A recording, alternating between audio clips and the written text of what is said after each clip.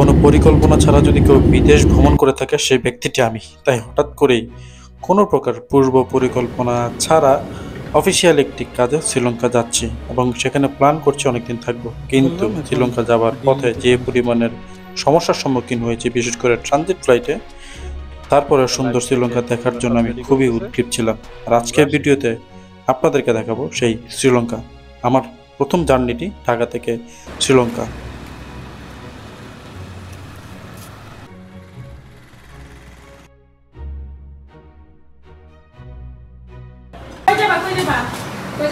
কোথায় যাবা? হ্যাঁ, বিদেশ যাবো। বিদেশ যাবা? না, বিদেশ যাইব না, পাপা বিদেশ যাইব না।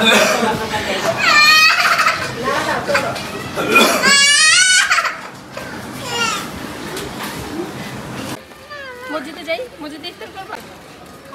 বাবা তুমি বাসায় যাও, আমি আসতেছি। হ্যাঁ, রিমোটওয়ালা গাড়ি কিনতে যাচ্ছি। ওই রিমোটওয়ালা গাড়ি কিনতে যাচ্ছি। চলো আমরা দেখে আসি।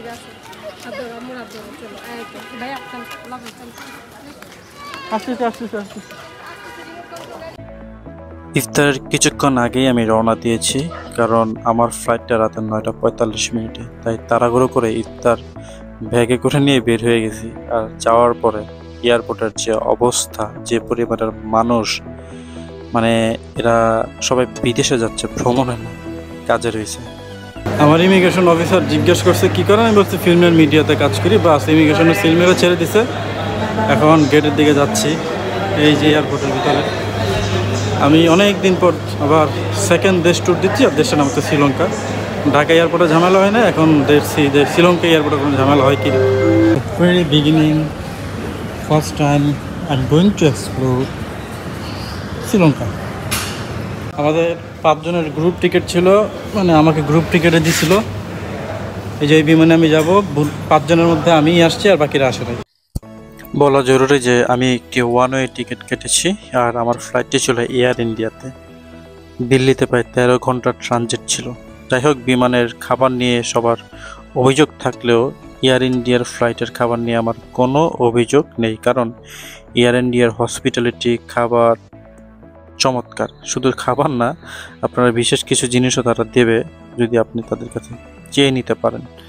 আর এক ঝলকে এয়ার ইন্ডিয়ার খাবারগুলো আমি আপনাদেরকে বর্ণনা করছি। ওরা একটি ছোট রুটির মতো বান দিয়ে থাকে, দই দিয়ে থাকে, মিষ্টি একটি ডেজার্ট দিয়ে থাকে, ভেজিটেবল রাইস দিয়ে থাকে। তো ডালের সাথে ভেজিটেবল রাইস, পানি, এগুলো খুবই চমৎকার, সুস্বাদু।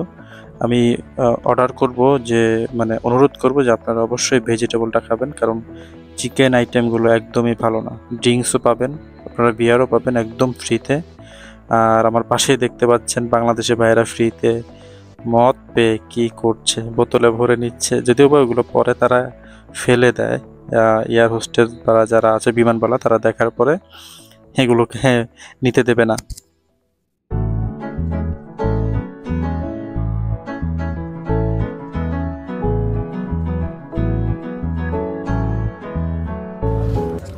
জানেন তো, ট্রানজিট ফ্লাইটের একটা বিড়ম্বনা আছে, বারবার চেক ইন করতে হয়। এয়ারপোর্ট থেকে নেমে আবার চেক ইন করে আবার গেটে যেতে হয়, সেটাই করতে হচ্ছে। শ্রীলঙ্কার যেহেতু আমার টিকিটটা ট্রানজিটের কাটা, এখন দিল্লি এয়ারপোর্টে, মানে ইন্ডিয়াতে ফ্রি দাঁড়ায় আছি।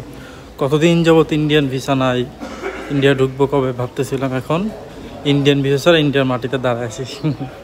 দিল্লি এয়ারপোর্ট একদম নীরব, ছিমছাম, এ হচ্ছে অবস্থা। দিল্লি এয়ারপোর্টের ট্রানজিটের পার হওয়ার পর অনেক কষ্ট করতে হয়, অনেক চেকিং হয়। ব্যাগ খোলো, বেল্ট খোলো, মানি ব্যাগ খোলো, একটা ইলেকট্রনিক কোনো তার থাকলে সেটাও খোলো, খুব কষ্টের। সো এই কষ্ট অ্যাভয়েড করার জন্য সবাই ডিরেক্ট ফ্লাইটে এই শ্রীলঙ্কা, মালদ্বীপ, নেপাল এসব দেশে যাবেন।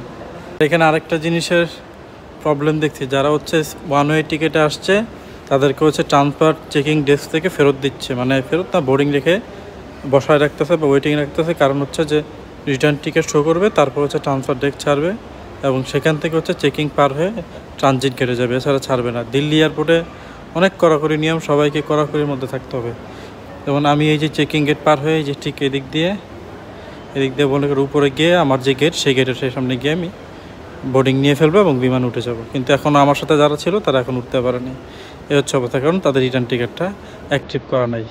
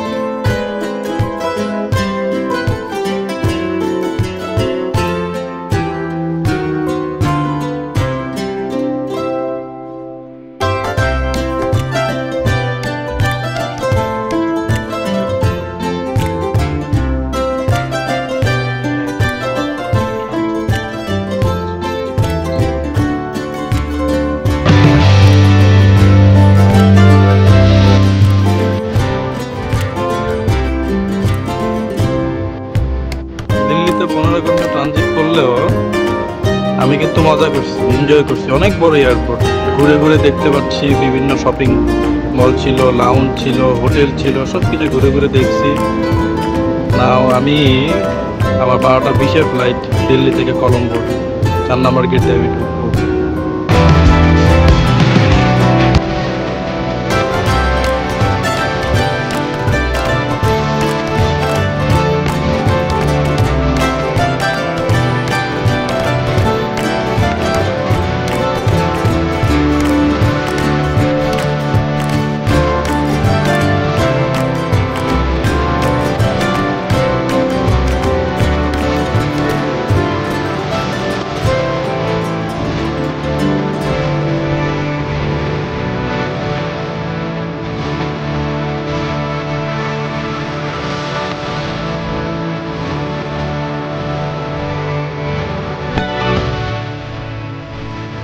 আমার টিকিট কাটছে সেই এজেন্সির এয়ার ইন্ডিয়ার কাউন্টার থেকে, দিল্লির কাউন্টার থেকে মেসেজ দিয়ে বলছে আমার লাগেজে নাকি ঝামেলা আছে, প্রোহিবিটেড আইটেমস আছে। কোন দেখি ভাই ভাল লাগে, ট্রানজিট ফ্লাইটে ট্যুর করতে গেলে একটা সমস্যা।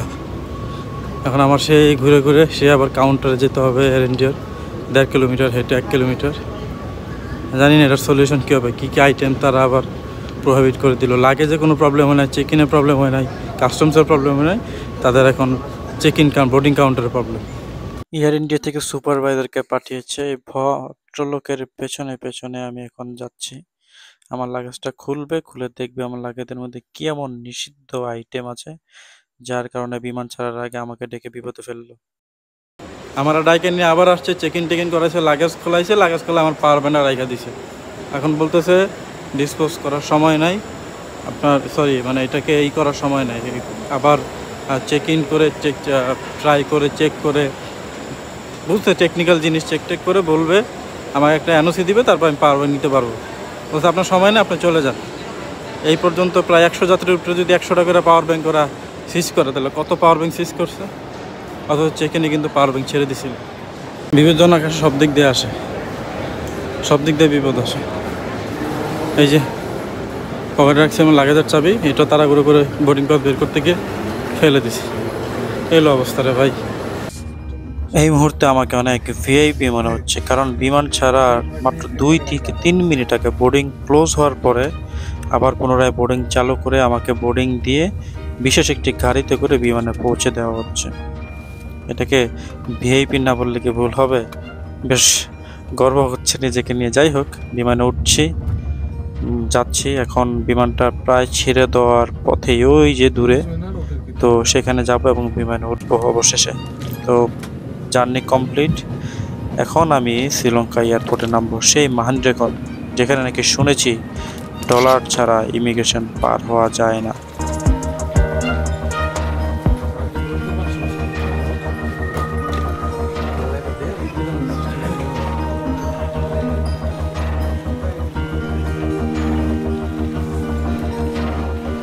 এখন হচ্ছে সেই কাঙ্ক্ষিত মুহূর্তে ইমিগ্রেশন আমি ফেস করব। ফার্স্ট টাইম শ্রীলঙ্কা, শুনছি অনেক করাপ্ট হয়, অনেক জিজ্ঞাসাবাদ করে, আটকায়, ডলার চায়।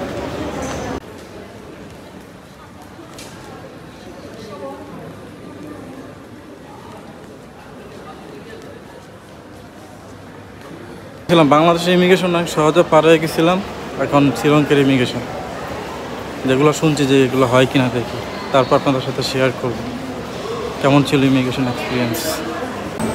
ইমিগ্রেশনের প্রসিকিউশন রুমে নিয়ে বসায় রাখছিল, মনে হচ্ছিল এই আমার রিটার্ন পাঠাই দিচ্ছে। আমি আমার প্রফেশনাল পরিচয় দিলাম, কার্ড দেখাইলাম, বাংলাদেশে আমি কী করে বুঝাইলাম, তারপর আমার রিটার্ন টিকিট, হোটেল বুকিং কিছুই দেখতে চাই না, ইমিগ্রেশন সিল মেরে ছেড়ে দিছে। ওফ, কি একটা গেল, বাংলাদেশে আসলেই ব্যাগ ধরে ধরে ব্যাগ পাঠাচ্ছে। যাই হোক, এখন আমার লাগেজটা নিয়ে নিই। লাগেজ খোঁজা হলো আরেকটা প্যারা।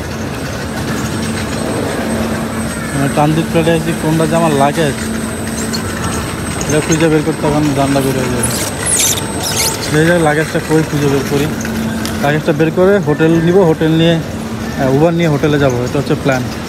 দিল্লি থাকতে বলছিলাম যে বিপদের উপরে বিপদ, আমার লাগেজ দিল্লি থেকে দেয় নাই, ঠিক আছে, আমার লাগেজটা আসে নাই, ওই পাওয়ার ব্যাংক আটকাইতে গিয়ে লাগেজটা তারা পাঠায় নাই। এখন লাগেজটা আমি রিপোর্ট করছি, দেখি লাগেজটা কবে পাই। এই হচ্ছে অবস্থা। এই যে দেখেন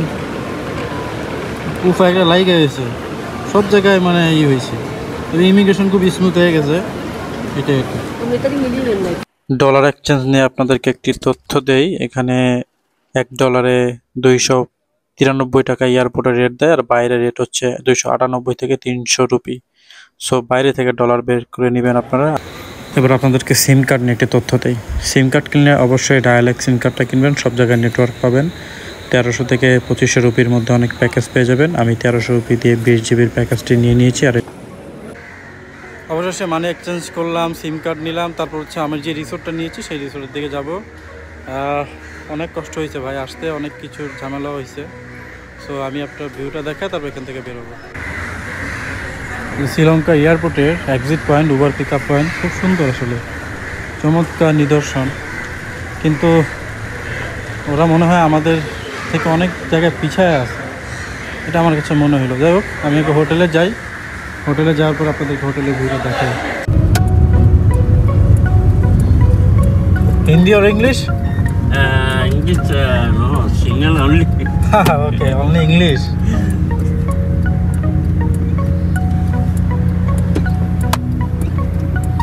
Hari चिंता क्या मैं मीगा मोटी कट के करता हूँ।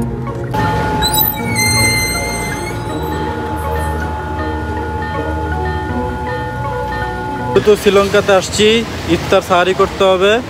আমি হোটেলে ঢোকার আগে কিছু খাবার কিনে নিব। এই খাবার, কারণ রাতে সেহরি করার অপশন নাই, সুযোগ নাই বাইরে, তো এই জন্য বেরিয়েছি। তারপরে হোটেলে দেখাবো, হোটেলের কোথাও। এটা হচ্ছে নিগম্বো বিচ রোডে আছি। তো লেটস চেক ইট আউট, কিছু জিনিস কিনে নেওয়া যাক।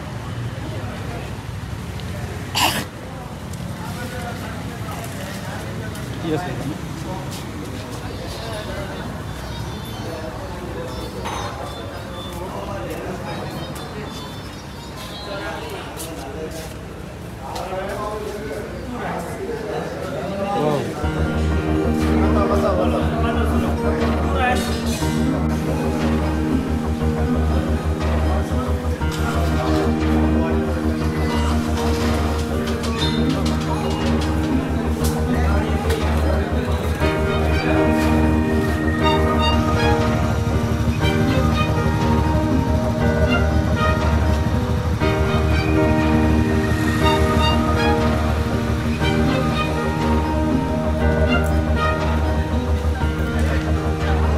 তো ভিউয়ার্স, আমি যে রুমটাতে উঠেছি এটা একটা রিসোর্ট, ছোটোখাটো কটেজের মতো।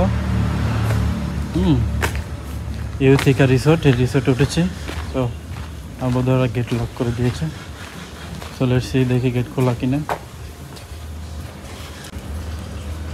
খোলা আছে, খোলা আছে। এটা হচ্ছে রিসোর্টের বারান্দা।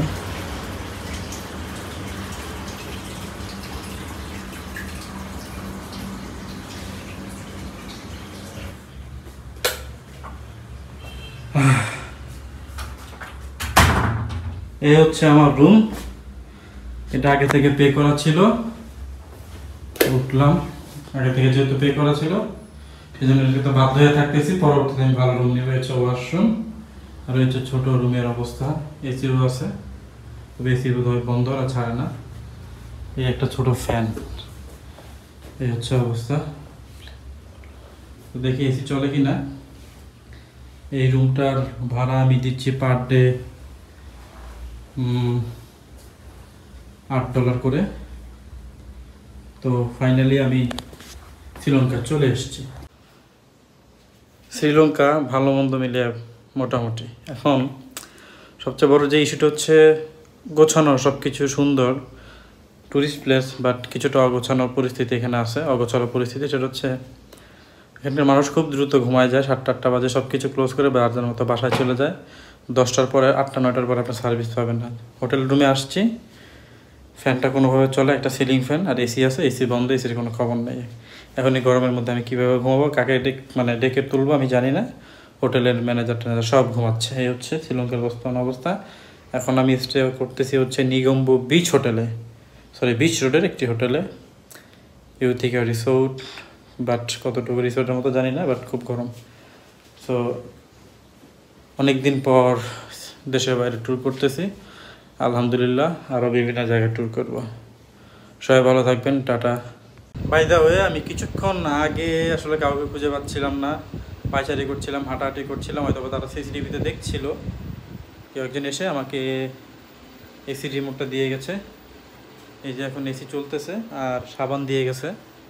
তো সাবানের অবস্থা এই যে এতটুকু সাবান, কি আর বলবো। তো ছোটো সাবান, থ্যাংক ইউ।